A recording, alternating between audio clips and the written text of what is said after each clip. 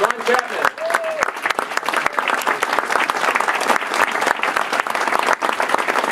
Vince Cargliano. And Dan Shore.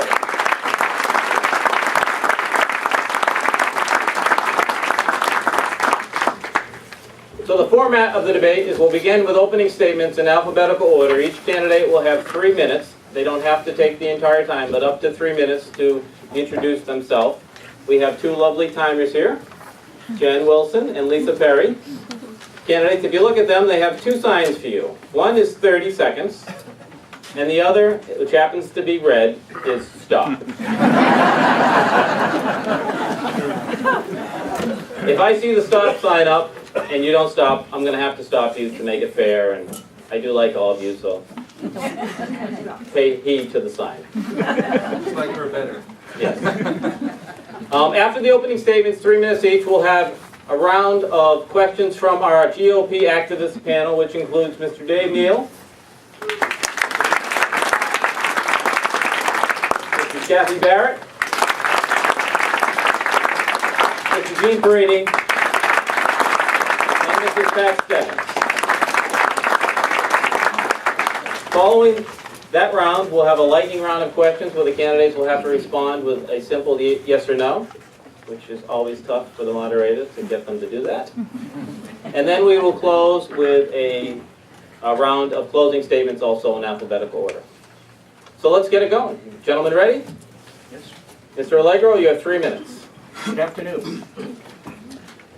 I've lived in Falmouth for about 7 years now, but I've lived in 10 cities and towns and in 7 states in this country. And I've traveled in the majority of the other 50, of all the 50 states, both for business and for pleasure. Marianne and I have friends and colleagues and acquaintances in every corner of this country. And when we speak to them, when we keep in touch with them to this day, when we speak to them, there's a remarkable similarity in the things that they say. These people are very, very worried. They're afraid even. They're afraid for their futures, and they're afraid for the future of this country. So yes, they worry about specific subjects like that fiasco we call Obamacare, the hobbled economy, our bleak jobs outlook, and our busted school system. But what they're really afraid for is something much more fundamental than those things. We'll talk about those things specifically today. They're afraid for their freedoms. They're afraid for their very freedoms in this country. It boils down to a lack of trust. There's a disregard and even a disdain for our Constitution. Now, the lack of trust. I want everybody to do a silent poll right here. Can we do a silent poll in advance?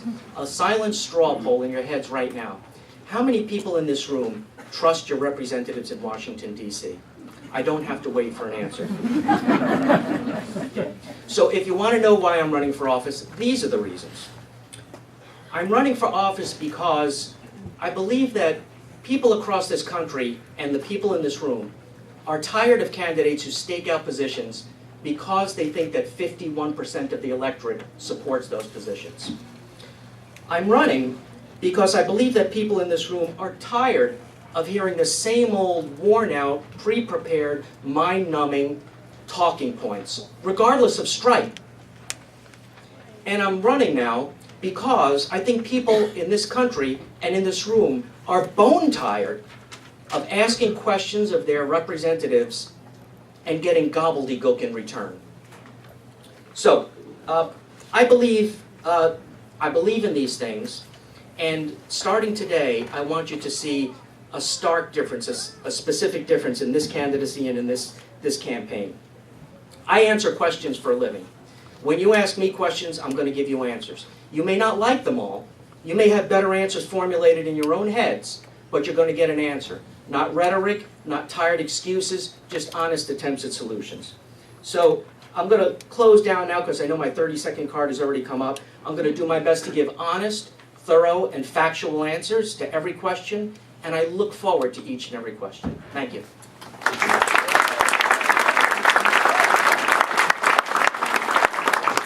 John? Good afternoon, and thank you, Jeff, and thank you to all the members of the Sandwich Republican Town Committee for hosting this debate today. It's great to see such interest in this race so early. Your support's invaluable. We cannot elect a Republican to Congress without the hard work of people like all of you. I've entered this race because I believe Washington is broken. It's grown polarized. It's become more arrogant and lost touch with the people it represents. Congress doesn't listen. Our federal government is too big. Our national debt is $17 trillion and growing, and all we have taking place in Washington is partisan politics. I am a fiscal conservative who believes in smaller government, lower taxes, and more individual freedom. That's something I learned from Ronald Reagan, who gave me my first job, and who I consider a political mentor. I've worked in government, in the private sector, and then most recently in the nonprofit area. What got me to run for Congress is Obamacare, which has been a complete and utter disaster. I believe states and not the federal government should take care of their own health care needs. When it comes to spending, I believe deeply that the federal government should have what we already have here in Massachusetts, and that's a balanced budget amendment. President Obama just this past week proposed another budget. And no surprise, it contains no spending reductions, but contains plenty of new taxes. Our government needs to do what each and every one of us does every month. We sit down at the table, we balance our checkbook, and we make sure that we're not spending more than comes in the door. I also believe that America is an exceptional country, and we need to protect and preserve this great nation in our way of life. We must always remember that Americans and others who've come before us, like my father and my father-in-law, who served this country in uniform, sacrificed and gave so much to make America the extraordinary country and world leader that we are. We need to maintain our leadership position in the world through a strong military and strong economic policies. I refuse to accept a decline in America's prosperity and power. Thank you. I look forward to our discussions today.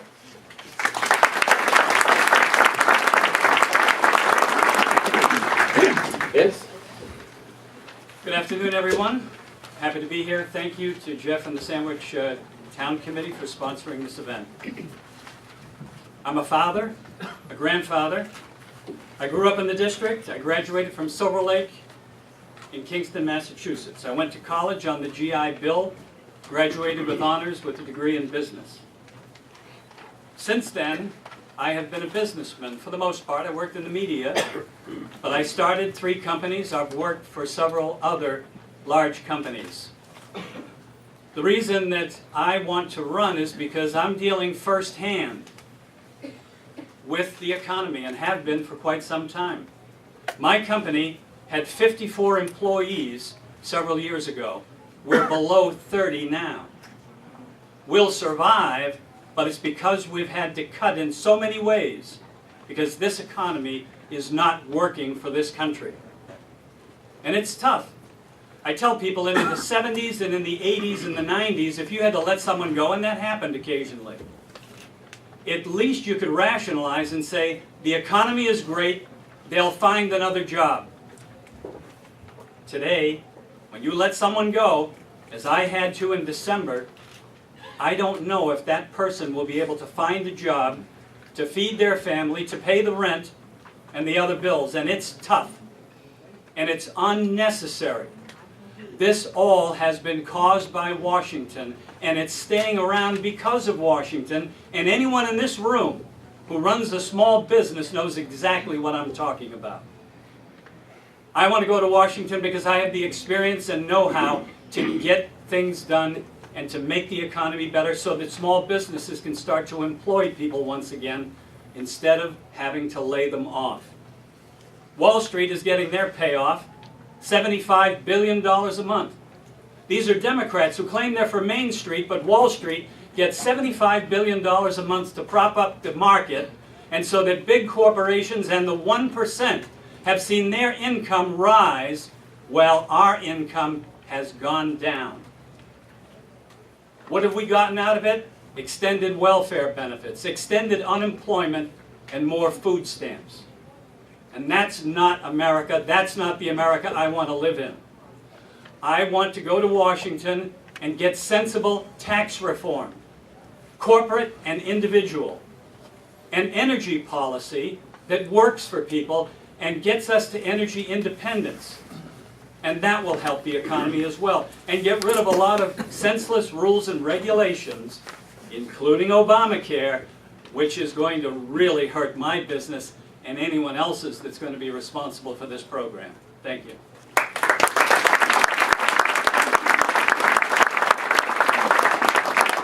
Right, Dan?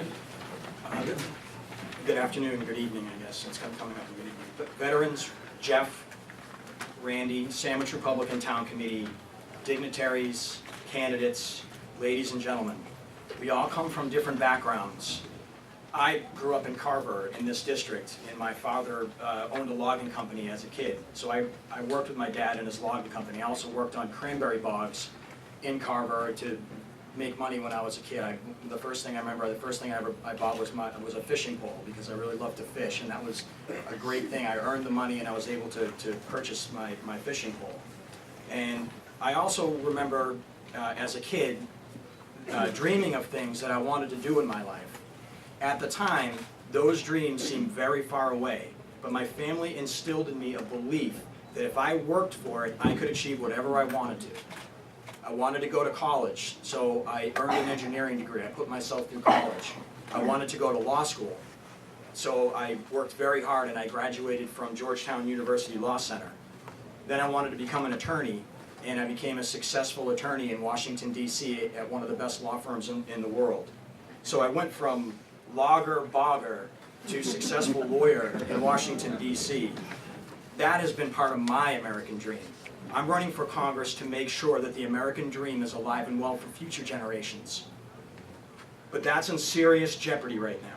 We're $17 trillion in debt, and we have a president that believes that more government is the answer to our problems. We have a Massachusetts congressional delegation that serves as a rubber stamp to his policies. We the people control our own destinies, not the government. We control whether laws or regulations are put in place and whether laws or regulations are removed. We do that by who we vote into office. We can vote the right people into office and vote the wrong people out. And we sit on a mountain of potential here in this district. Sandwich is one of the most beautiful places on the planet, even though we have Republicans here, right? So I'm confident we can create a pro-growth economic environment again for our businesses and communities, and it's time to live in anticipation of the future again. We will pay the debt, and we will eliminate the deficit. We will repeal Obamacare and solve the problems with healthcare costs. We will honor our veterans. We will have a strong national security and a credible foreign policy. We will be prosperous again, but prosperity will not be given to us. We have to work for it. We have to fight for it. And I will fight for it in Congress if elected. Thank you.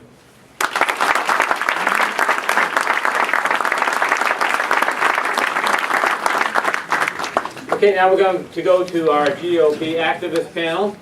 With the first question will be asked, starting with you, Mark, from Dave Neal. Dave? Yes, Mr. Allegro.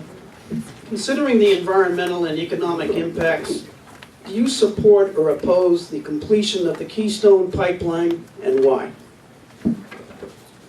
I support it. I support it because this is deeply intermingled not only with environmental issues but with economic issues.